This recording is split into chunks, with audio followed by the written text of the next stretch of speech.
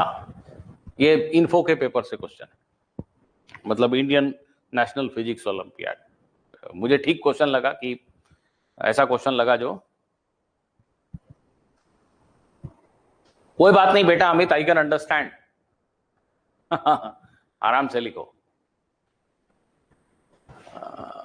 ये क्वेश्चन मुझे लगा कि ऐसा बड़ा सा लिखा हुआ है कॉम्प्रिहेंशन, पर है तो सिंपल ही, इसको लेते हैं। शायद फॉन्ट साइज छोटा हो गया है, इसलिए मैं एक बार पढ़ देता हूं, प्लीज ध्यान दीजिएगा। ऐसे मोटा मोटी पहले ये समझ लीजिए डायग्राम। ये रिजिड वॉल है, ये भी रिजिड वॉल है, ये एक एक्सल है, इस पे एक फ्लाई व्हील है ना। ये एक्सल ऐसे घूम सकता है ऑब्वियसली, ये एक्सल ऐसे घूम सकता है यहाँ पे इन दो वॉल्स के बीच में। ये व्हील है और इस पे एक रस्सी को ऐसे मजबूती से लपेटा गया है। देखिए रस्सी को ऐसे मजबूती से लपेट के और रस्सी के एक एंड से एक मास स्मॉल एम को अटैच कर दिया गया। This mass is small m. ये बहुत छोटा हो गया है। ये मेरा पेन को क्या हो गया भाई, कुछ तो गड़बड़ हो गया। ये स्मॉल एम मास है, ठीक है। और ये रिजिड सपोर्ट है, ये रिजिड सपोर्ट है, ये फ्लाई व्हील है। ये जो रॉड है, इसका डायमीटर डी है। ये रॉड का डायमीटर डी है। ये मास ग्राउंड सरफेस से h हाइट पे है। ये डायग्राम में दिख रहा है, अब पढ़ लेते हैं। In the following experiment we are interested in determining the moment of inertia of the flywheel. Great. इस फ्लाई व्हील का मोमेंट ऑफ इनर्शिया पता करने का टारगेट है, गोल है। The free ends of the axle in a flywheel assembly are placed inside grooves at both ends. This axle is placed inside these two grooves at both ends to rigid supports provided on the wall. यहाँ पे groove में डाल दिया गया है इनको।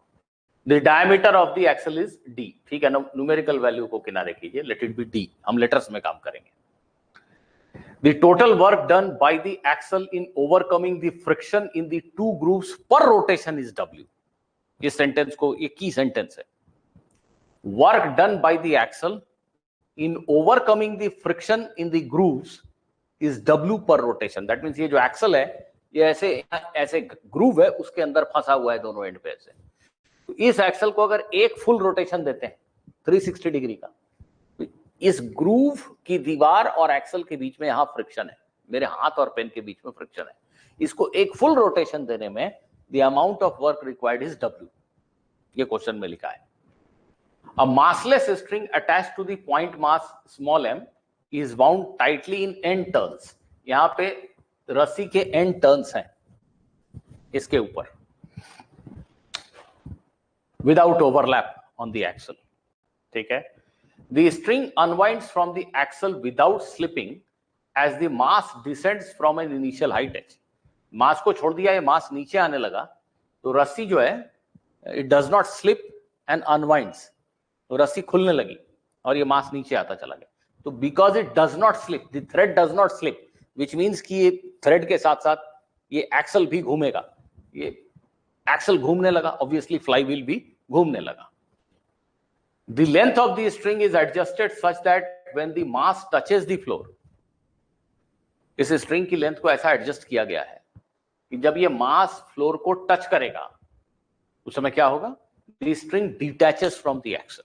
मतलब मोटी बात ये कि ये जब यहां पहुंचेगा तो पूरी रस्सी खुल चुकी होगी, रस्सी खुल गई, उतनी रस्सी लिपटी हुई है इसमें, इतने लेंथ के बराबर। वो रस्सी पूरी खुल गई, रस्सी छूट गई एक्सल से, रस्सी का अब एक्सल से कोई संबंध नहीं, ठीक। From the instant when the mass touches the floor, जिस समय ये मास फ्लोर से टकराया उस समय को टाइम 0 मानिए। उस टाइम से the flywheel continues to rotate adding another n number of turns before coming to rest in time t is equal to t। क्या बोल रहा है, एक तरह से फ्लाईव्हील को घुमाने का एक तरीका, एक एक्सपेरिमेंट कर रहे हैं। छोड़ दिया, ये नीचे आया, गुर्र, इसकी स्पीड बढ़ती चली गई। जब ये यहां आ गया तो रस्सी खुल चुकी है, लेकिन अब ये कोई चीज घूम रही है तो तुरंत तो रुक नहीं जाएगी। तो जब ये मास यहां आ गया उसके बाद फ्लाई व्हील ने n टर्न्स पूरे किए in time capital T before it stops. The figure is not to scale. इतनी रामायण क्यों लिखी है पता नहीं, मतलब हाँ ठीक है, बात समझ में आ गई आई होप। अब जरा देखिए, derive an expression for the moment of inertia of the flywheel in terms of given quantities, small m, n, capital N, T, D, H and other known parameters। यहाँ पे दो इंपॉर्टेंट चीजों को बता दूं आपको। ये जो थ्रेड है, इस थ्रेड के small N number of turns हैं यहां पे, ये मास यहां आ गया, उसके बाद भी फ्लाई व्हील ने कैपिटल एन चक्कर लगाए रुकने के पहले।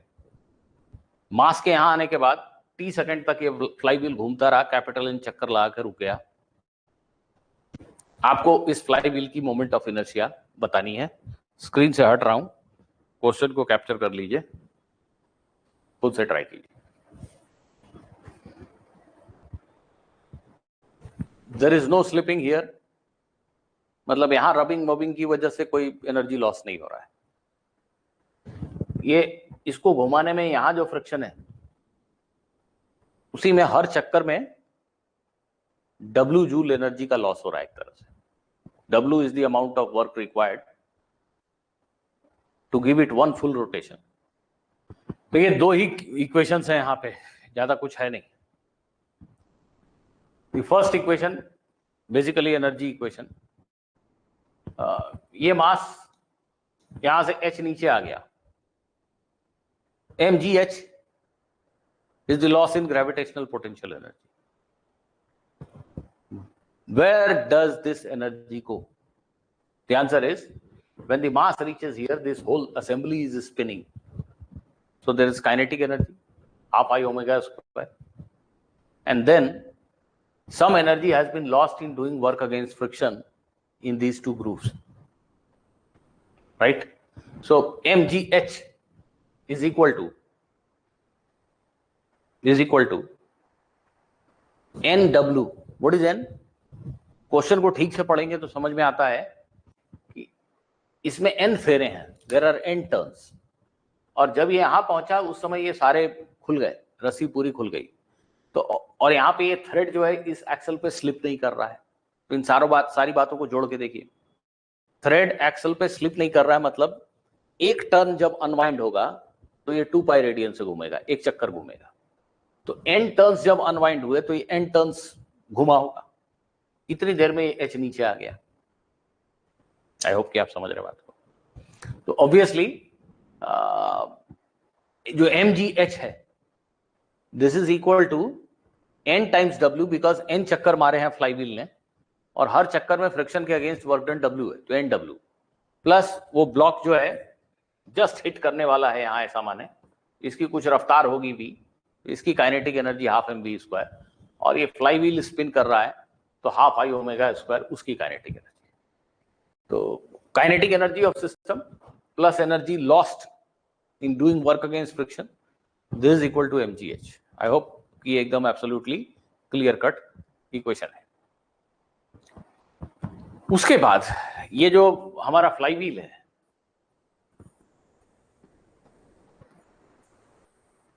ये ओमेगा एंगुलर स्पीड से स्पिन कर रहा है।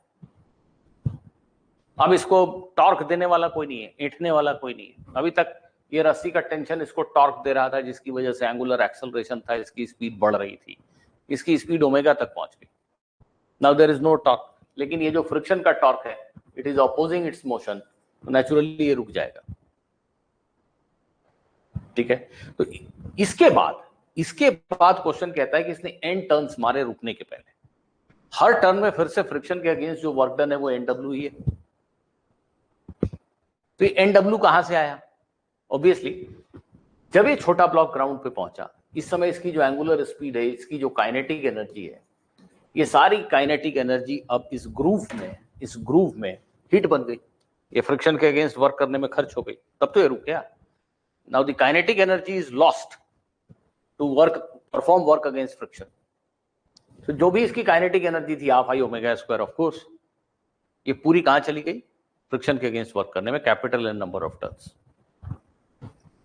तो अगर हम W को आंसर में न रखना चाहें यहाँ शायद ऐसा लिखा हुआ था, मैंने भी बहुत ध्यान से नहीं देखा। हाँ, MN capital N T D H के टर्म्स में लिखना है, W को नहीं लेना है। अगर नहीं लेना है तो बेसिकली इक्वेशन तो यही दो हैं, जिन वेरिएबल के टर्म्स में आंसर देना हो हम दे सकते हैं। तो W को नहीं लेना है, यहाँ से W की वैल्यू निकाली दिस अपॉन N और इसको उठा के इसमें डाल दिया। यहाँ से W की वैल्यू को इस इक्वेशन में सब्स्टिट्यूट करके आप सिंप्लीफाई कर दीजिए, you get this value of I। ये I की वैल्यू है। यहाँ पे ओमेगा भी गिवन क्वांटिटी नहीं है अगर क्वेश्चन में देखेंगे तो। क्वेश्चन में ये कहा गया है कि ये ब्लॉक जब यहां रुक गया उसके बाद इसने कैपिटल N टर्न्स लिए और रुक गया, और ये प्रोसेस पूरा होने में कैपिटल T टाइम लगा। फिर से समझिएगा क्वेश्चन, इसको आपने एक तरह से रस्सी से लपेट के रखा था, रस्सी को खींच दिया, तो वो घूमने लगा। ठीक है भाई, घूमने लगा। अब उसकी एंगुलर स्पीड ओमेगा है, फ्रिक्शन के अगेंस्ट वर्क करते करते उसकी काइनेटिक एनर्जी 0 हो गई। समझिएगा, ओमेगा से 0 कितने टाइम में? कैपिटल T टाइम में।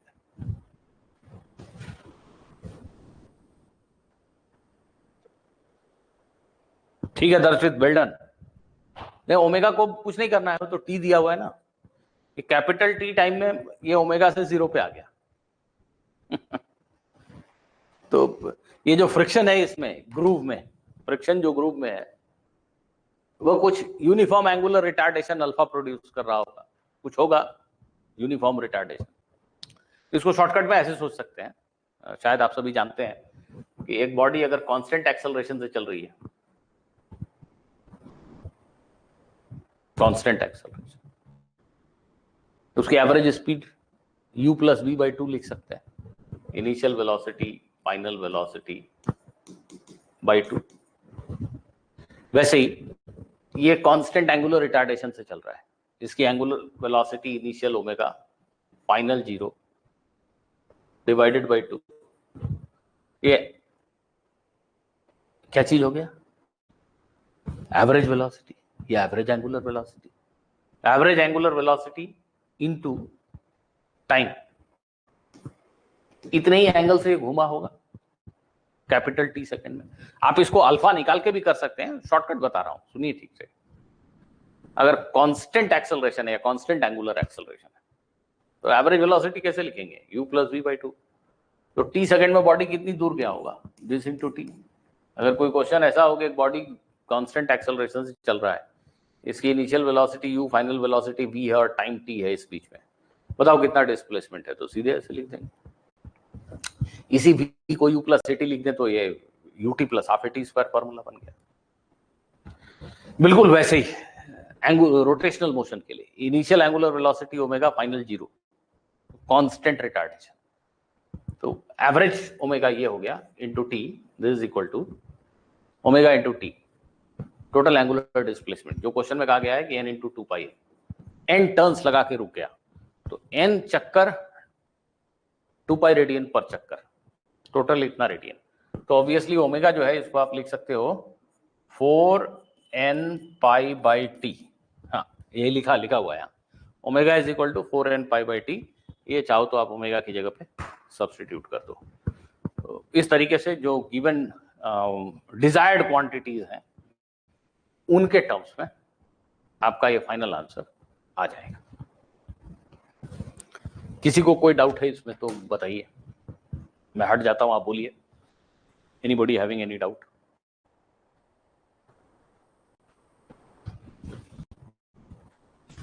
ये क्वेश्चन इसलिए ठीक लगा मुझे, मतलब बिल्कुल जेईई एडवांस लेवल का ही क्वेश्चन है अगर इसको देखें तो।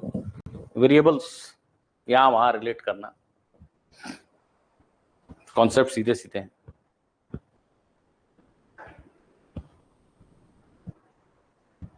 किसी को कोई डाउट?